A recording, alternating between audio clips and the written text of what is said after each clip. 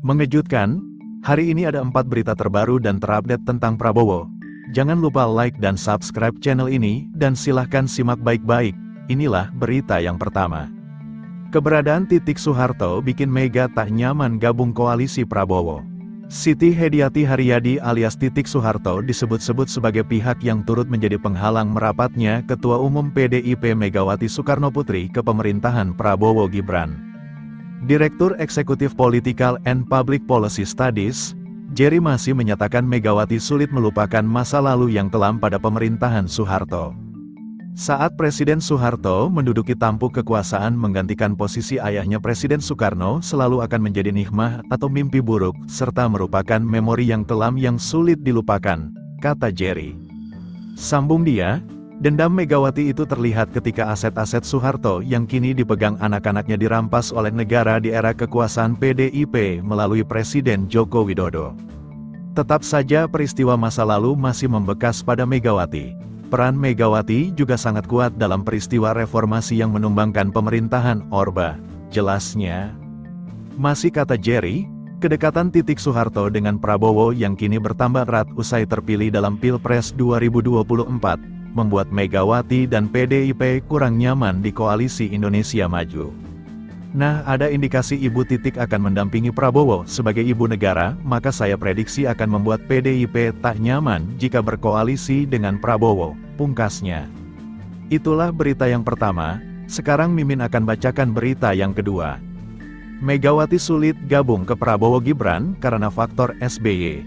Wacana bergabungnya PDIP ke dalam koalisi pemerintahan Prabowo Subianto Gibran Raka Buming Raka sepertinya mengalami banyak kendala. Salah satunya keberadaan Partai Demokrat yang masih digawangi oleh Presiden ke-6 RI Susilo Bambang Yudhoyono dalam koalisi Prabowo Gibran. Menurut Direktur Eksekutif Political and Public Policy Studies, Jerry Masih, perseteruan SBY dan Megawati Soekarnoputri terbilang cukup lama dan masih berlanjut hingga kini. Sejak SBY naik tahta sebagai Presiden ke-6, Mega dan SBY mulai jarang bersua dan berkomunikasi alias renggang, padahal SBY cukup dekat dengan Mega saat Mega menjadi presiden menggantikan Gus Dur, kata Jerry. Lanjut dia, berkali-kali SBY mengundang Mega hadir dalam upacara di Istana Negara saat peringatan kemerdekaan Indonesia tanggal 17 Agustus tapi tak pernah digubris. Jadi memang saya nilai Mega masih belum move on pada SBY. Nah, dengan kedekatan SBY dan Prabowo saat ini maka bisa membuyarkan asa Megawati beralih haluan mendukung Prabowo Gibran, ungkap dia. Dia menambahkan lain halnya, jika yang menjadi wapres Prabowo adalah Puan Maharani atau Ganjar Pranowo, maka tanpa pikir panjang PDIP akan membackup pemerintahan. Kalau Puan dan Ganjar yang jadi wapresnya Prabowo bisa saja peluang Mega berafiliasi cukup terbuka, ungkapnya lagi. Sejatinya, agak berat untuk Mega merapat bersatu dengan pemerintahan Prabowo. Kalau dengan Prabowo saya kira Mega tak ada masalah berbeda dengan SBY, pungkasnya. Itulah berita yang kedua, sekarang Mimin akan bacakan berita yang ketiga. Sikap kenegarawanan Jokowi dan Prabowo perlu diteladani elit parpol. Para elit partai politik maupun calon presiden dan calon wakil presiden yang kalah mau melakukan rekonsiliasi nasional demi menjaga persatuan bangsa. Direktur Eksekutif Survei dan Polling Indonesia Igor Dirgantara menyatakan sikap kenegarawanan seperti Prabowo Subianto dan Joko Widodo saat selesai berkontestasi lalu kembali menjadi satu kekuatan perlu menjadi teladan seluruh elemen bangsa. Jokowi dan Prabowo merupakan tokoh dwi tunggal yang paling berpengaruh dalam kancah politik nasional saat ini.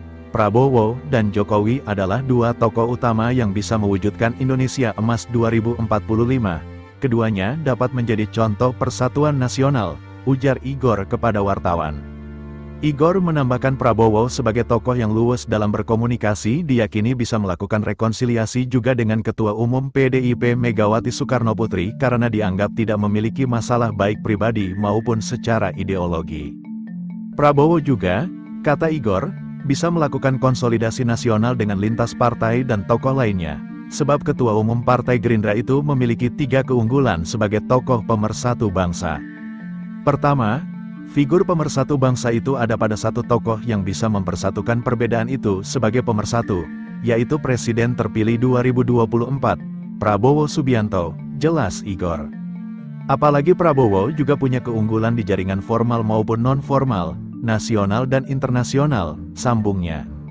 Dikatakan Igor, meski ideologi partai politik berbeda, tetapi memiliki tujuan yang sama, yakni membangun bangsa. Hal ini, lanjut Igor, menjadi kekuatan tersendiri bagi Prabowo dalam menyatukan perbedaan pasca Pilpres 2024. Kedua, partai politik di Indonesia punya ideologi yang berbeda, tetapi sebenarnya program dan narasinya seragam untuk kepentingan rakyat, ucapnya. Menariknya, Prabowo adalah ketua umum partai yang tidak bisa didikte oleh siapapun dan posisi ini menguntungkan Prabowo dalam bekerja. Artinya, tidak ada intervensi dari pihak manapun dan membuat Prabowo benar-benar fokus bekerja untuk kepentingan rakyat. Prabowo adalah petugas rakyat yang independen dalam memprioritaskan kepentingan rakyat, bukan kepentingan partai politik, jelasnya.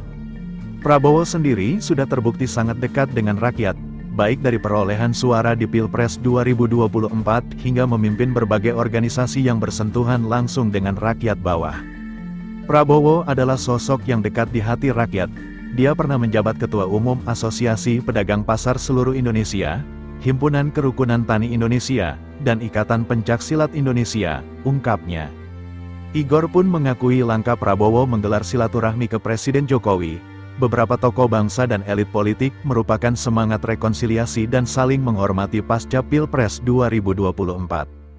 Ketiga, Prabowo paham bahwa persatuan bangsa adalah pilar menuju Indonesia maju ke depan.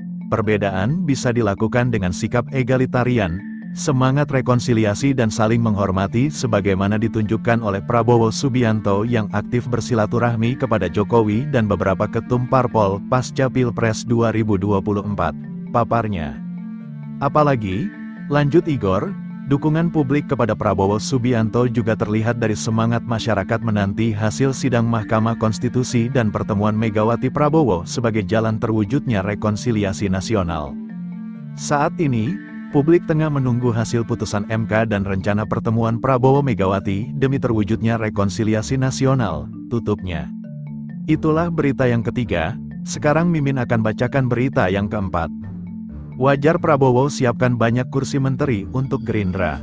Secara etika, partai politik pengusung presiden harus mendapat jatah kursi menteri lebih dibanding partai koalisi.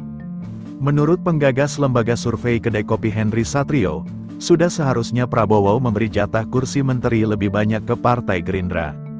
Terlebih sebagai ketua umum, sudah semestinya Prabowo memberikan apresiasi kepada para suksesornya di partai yang dipimpinnya. Partai Prabowo lah yang seharusnya paling banyak mendapatkan kursi menteri, kata Henry Satrio. Meski suara Gerindra kurang meningkat pada pemilu 2024, Prabowo paham betul, jatah kursi untuk partainya tidak boleh diberikan untuk parpol lain.